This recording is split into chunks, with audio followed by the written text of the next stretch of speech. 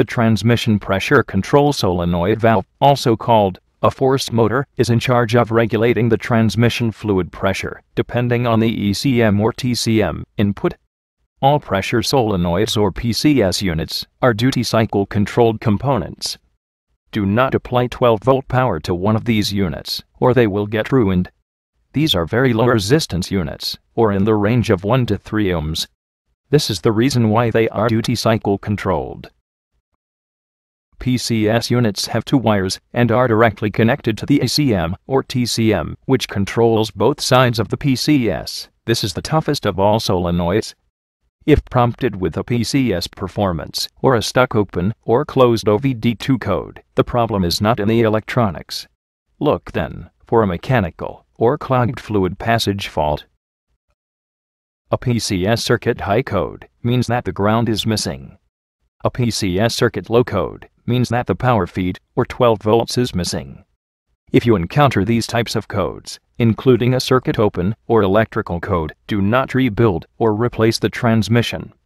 Look for a broken wire, fuse, ignition switch, or relay fault. To test the PCS solenoid, do not apply power and ground. Simply do the following.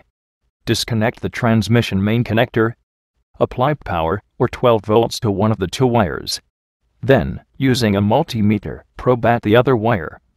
You should see 12 volts minus 0.3 to 0.6 volts, which is dropped by the solenoid coil itself. It is useless to perform a resistance reading, since these units are between 1 to 3 ohms. This is virtually impossible to read using a normal multimeter. A second test to perform on a PCS is to apply power and ground using a 9-volt square battery and measure the voltage across the 2 terminals. You should see from 100 to 300 millivolts present. The 9-volt battery is too small to damage the PCS, so long as you don't leave it connected too long. Most PCS units will fail in an open circuit, meaning that the internal coil overheats and melts down. But sometimes they short out completely.